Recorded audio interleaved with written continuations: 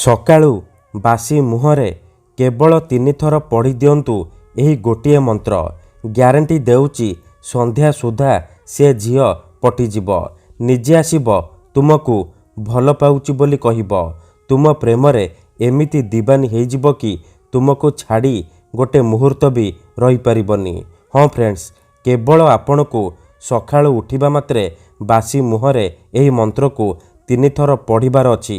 ତାପରେ ଦେଖିବେ ଚମତ୍କାର। ଗ୍ୟାରେଣ୍ଟି ଦେଉଛି ଯେଉଁ ଝିଅ ପଟୁନଥିଲା, ଆପଣଙ୍କୁ ଭାव ଦେଉନଥିଲା, ସେ ଝିଅ ରାତିଦିନ ତୁମକୁ ଫୋନ୍ କରିବ, ଘରକୁ ଡାକିବ।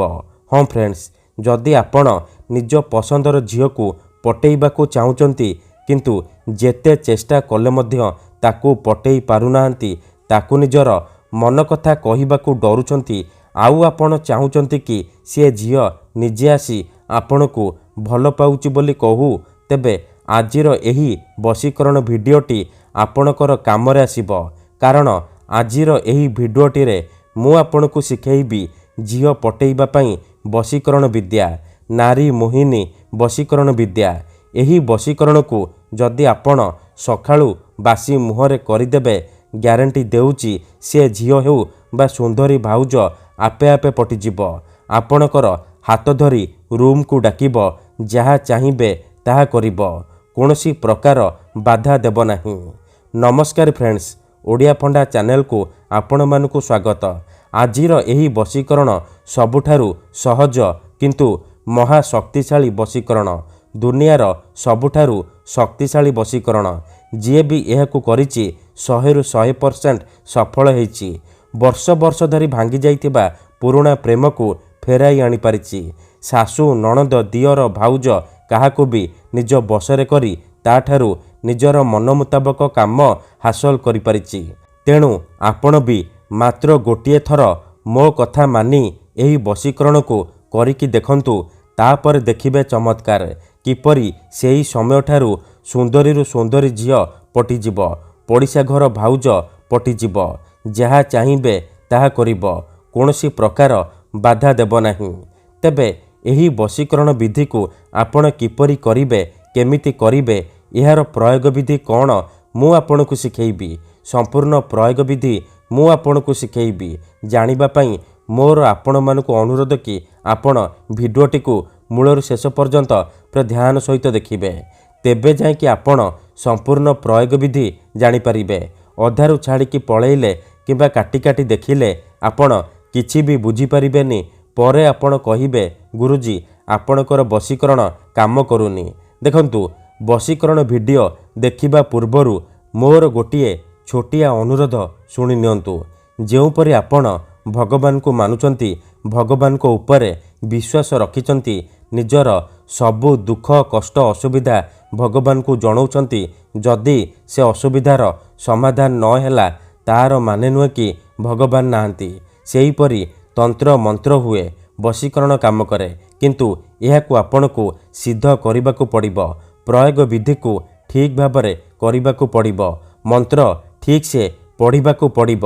ତେବେ ଯାଇ ମୁଁ ଆପଣଙ୍କୁ ଗ୍ୟାରେଣ୍ଟି ଦେଉଛି ଆପଣ ଯେଉଁ ଝିଅ ବା ବିବାହିତା ମହିଳା ଉପରେ ଏହି ବଶୀକରଣକୁ ପ୍ରୟୋଗ କରିଦେବେ, ସିଏ 100ରୁ 100% ପଟିଯିବ, ଆପଣଙ୍କର ସବୁ ଇଚ୍ଛା ପୂରଣ କରିବ। ତେବେ ବଶୀକରଣ କରିବା ପୂର୍ବରୁ ବଶୀକରଣ ବିଷୟରେ କିଛି ଜାଣି ରଖନ୍ତୁ। ବଶୀକରଣ କ'ଣ ପାଇଁ କରାଯାଏ? ଯେତେବେଳେ ଆପଣ କାହାକୁ ନିଜଠାରୁ ଅଧିକ ଭଲ ପାଉଛନ୍ତି, ତା ବିନା ବଞ୍ଚିପାରିବେନି ଭାବୁଛନ୍ତି, ତା ପଛରେ ଗୋଡ଼େଇ ଗୋଡ଼େଇ ଥକିଗଲେଣି, ନିଜର ସବୁ ସମୟ ସାରି ସାରିଲେଣି, କିନ୍ତୁ ସେ ଝିଅ ବା ନାରୀ ଆପଣଙ୍କୁ ଭାव ଦେଉନି, ଆପଣଙ୍କୁ ଦେଖିଲେ ଅଣଦେଖା କରୁଛି, ସେତେବେଳେ ଆପଣ ବଶୀକରଣ କରିପାରିବେ। ବଶୀକରଣର ମାନେ ହେଉଛି ନିଜର ଭାବନାକୁ ଅନ୍ୟର ଦିମାଗରେ ପହଞ୍ଚେଇବା, ନିଜର ଭଲ ପାଇବାକୁ ସେ ଝିଅ ବା ମହିଳାର ଦିମାଗରେ ପହଞ୍ଚେଇବା, ମାନେ ଅନ୍ୟର ଦିମାଗରେ ପହଞ୍ଚେଇବା। ତେଣୁ ମୋର ଆପଣମାନଙ୍କୁ ଅନୁରୋଧ କି ମନରେ କୌଣସି ଖରାପ ଉଦ୍ଦେଶ୍ୟ କିମ୍ବା କୌଣସି ଖରାପ କାମ ପାଇଁ ଆପଣ ଏହି ବଶୀକରଣ ମନ୍ତ୍ରକୁ ପାଠ କରିବେନି। କାହିଁକିନା ଏହି ବଶୀକରଣ ମନ୍ତ୍ର ହେଉଛି ସବୁଠାରୁ ସହଜ କିନ୍ତୁ ପ୍ରଚଣ୍ଡ ମହାଶକ୍ତିଶାଳୀ ବଶୀକରଣ ମନ୍ତ୍ର। ଏହି ମନ୍ତ୍ରକୁ ଯଦି ଆପଣ ସକାଳୁ ଉଠିବା ମାତ୍ରେ ବାସି ମୁହଁରେ 3 ଥର ପଢ଼ିଦେବେ, ଗ୍ୟାରେଣ୍ଟି ଦେଉଛି ସିଏ ଝିଅ ହେଉ ବା ପଡ଼ିଶା ଘର ଭାଉଜ ଆପଣଙ୍କ ଆଡ଼କୁ ଆକର୍ଷିତ ହେବାକୁ ଲାଗିବ, ବିଚଳିତ ହୋଇ ଉଠିବ। ଯେପର୍ଯ୍ୟନ୍ତ ଆପଣଙ୍କ ସହିତ ସମ୍ପର୍କ ରଖିନି ସିଏ ଗୋଟେ ମୁହୂର୍ତ୍ତ ବି ରହିପାରିବନି। ତେଣୁ ଯଦି ଆପଣ ଏହି ବଶୀକରଣ କରିବାକୁ ଚାହୁଁଛନ୍ତି, ସିଏ ଝିଅ ବା ଭାଉଜକୁ ପଟେଇବାକୁ ଚାହୁଁଛନ୍ତି, ତାକୁ ନିଜ ବଶରେ କରି ତାଠାରୁ ନିଜର ମନ ଚାହୁଁଥିବା କାମ ହାସଲ କରିବାକୁ ଚାହୁଁଛନ୍ତି, ତେଣୁ ମୋର ଆପଣମାନଙ୍କୁ ଅନୁରୋଧ କି ଆପଣ ଭିଡ଼ିଓଟିକୁ ପୁରା ଧ୍ୟାନ ସହିତ ଶେଷ ପର୍ଯ୍ୟନ୍ତ ଦେଖିବେ। ତା ପୂର୍ବରୁ ଯଦି ଆପଣ ଆମ ଚ୍ୟାନେଲକୁ ନୂଆ ଆସିଛନ୍ତି, ତେବେ ଦୟାକରି ଚ୍ୟାନେଲକୁ ସବସ୍କ୍ରାଇବ୍ କରି ପାଖରେ ଥିବା ବେଲ୍ ଆଇକନ୍କୁ ମଧ୍ୟ ଦବାଇ ଦିଅନ୍ତୁ, ଯାହାଦ୍ୱାରା ଆମେ ଯେଉଁ ବି ଭିଡ଼ିଓ ଅପଲୋଡ଼ କରିବୁ ସର୍ବପ୍ରଥମେ ଆପଣ ଦେଖିପାରିବେ ଆଉ ତାହାର ଲାଭ ପାଇପାରିବେ। ଠିକ୍ ଅଛି, ତେବେ ମନେ ରଖନ୍ତୁ ଏହି ବଶୀକରଣ ବିଧିକୁ ଆପଣ କେଉଁ ବି ବାରରେ କରିପାରିବେ, କିନ୍ତୁ ଯେବେ ବି କରିବେ ସକାଳୁ ବାସି ମୁହଁରେ କରିବେ। ବିନା ହାତ ଗୋଡ଼ ମୁହଁ ଧୋଇକି ସକାଳୁ ବାସି ମୁହଁରେ କରିବେ। ପ୍ରଥମେ ଆପଣ କ'ଣ କରିବେ, ଯେତେବେଳେ ରାତିରେ ଶୋଇବା ପାଇଁ ଯିବେ ଗୋଟିଏ ଗ୍ଲାସରେ ଚିନି ପାଣି ଆଣିବେ। ତାପରେ ସେ ଚିନି ପାଣିର ଗ୍ଲାସକୁ ନିଜର ସାମ୍ନାରେ ରଖିବେ। ତାପରେ 7 ଥର ସେଇ ଝିଅ ବା ମହିଳାର ନାମ କହିବେ ଯାହାକୁ ଆପଣ ନିଜ ବଶରେ କରିବାକୁ ଚାହୁଁଛନ୍ତି। ପ୍ରଥମେ ଆପଣ ତାକୁ ମନେ ମନେ ଭାବିବେ, ତାର ମୁହଁକୁ ନିଜ ମନରେ ଭାବିବେ। ତାପରେ 7 ଥର ସେଇ ଝିଅ ବା ମହିଳାର ନାମ କହି ଆପଣ ପାଣି ଗ୍ଲାସରେ 3 ଥର ଫୁଙ୍କିଦେବେ। ତାପରେ ଆପଣ ସେ ପାଣି ଗ୍ଲାସକୁ ନିଜର ଖଟ ତଳେ ରଖିକି ଆପଣ ଶୋଇପଡ଼ିବେ। ଯଦି ଆପଣ ଖଟରେ ଶୋଉନାହାନ୍ତି, ତଳେ ଶୋଉଛନ୍ତି, ତେବେ ଆପଣ ସେ ପାଣି ଗ୍ଲାସକୁ ନିଜର ମୁଣ୍ଡ ପାଖରେ ରଖିକି ଆପଣ ଶୋଇପଡ଼ିବେ। ସକାଳୁ ଉଠିବା ମାତ୍ରେ ଆପଣ ବାସି ମୁହଁରେ, ବିନା ହାତ ଗୋଡ଼ ମୁହଁ ଧୋଇକି ଆପଣ ବାସି ମୁହଁରେ ଆଖି ବନ୍ଦ କରିକି ସେଇ ଝିଅ ବା ମହିଳାକୁ ମନେ ମନେ ଭାବିବେ, ତାର ମୁହଁକୁ ନିଜ ମନରେ ଭାବିବେ। ତାପରେ ଏହି ମନ୍ତ୍ରକୁ 3 ଥର ପଢ଼ିବେ ଆଉ 3 ଢୋକ ପାଣି ଆପଣ ପିଇଦେବେ। ଦେଖନ୍ତୁ, ମନେକର ଆପଣ ଯେଉଁ ଝିଅ ବା ମହିଳାକୁ ବଶରେ କରିବାକୁ ଚାହୁଁଛନ୍ତି ବା ପଟେଇବାକୁ ଚାହୁଁଛନ୍ତି, ତାହାର ନାମ ହେଉଛି ସବିତା। ତେବେ ଆପଣ ମନ୍ତ୍ରକୁ ଏହିପରି ପଢ଼ିବେ, ସବିତା ତୀବ୍ର ବଶୀଭୂତଂ, ସବିତା ତୀବ୍ର ବଶୀଭୂତଂ।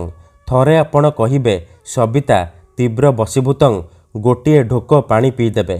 ଆଉ ଥରେ କହିବେ ସବିତା ତୀବ୍ର ବଶୀଭୂତଂ, ଆଉ ଗୋଟିଏ ଢୋକ ପାଣି ପିଇଦେବେ। ଏହିପରି ଆପଣ ଲଗାତାର 3 ଥର କହିବେ ଆଉ 3 ଢୋକ ପାଣି ଆପଣ ପିଇଦେବେ। ଏହିପରି ଆପଣ ଲଗାତାର 3 ଦିନ ପର୍ଯ୍ୟନ୍ତ ସକାଳୁ ଉଠିବା ମାତ୍ରେ ବାସି ମୁହଁରେ କରିବେ। ମନେ ରଖନ୍ତୁ, ଏହି ବିଧିକୁ ଆପଣ ଅଧାରୁ ଛାଡ଼ିବେନି। ଲଗାତାର 3 ଦିନ ପର୍ଯ୍ୟନ୍ତ ଆପଣ ସକାଳୁ ଉଠିବା ମାତ୍ରେ ବାସି ମୁହଁରେ ଏହିପରି କରିବେ। ଗ୍ୟାରେଣ୍ଟି ଦେଉଛି, ଏତିକି କରିକି ଦେଖନ୍ତୁ, ଯେଉଁ ଝିଅ ପଟୁନଥିଲା ସେ ଝିଅ ଆପେ ଆପେ ପଟିଯିବ। ପଡ଼ିଶା ଘର ଭାଉଜ ହାତ ଧରି ରୁମ୍କୁ ଡାକିବ, ଯାହା ଚାହିଁବେ ତାହା କରିବ। ଧନ୍ୟବାଦ।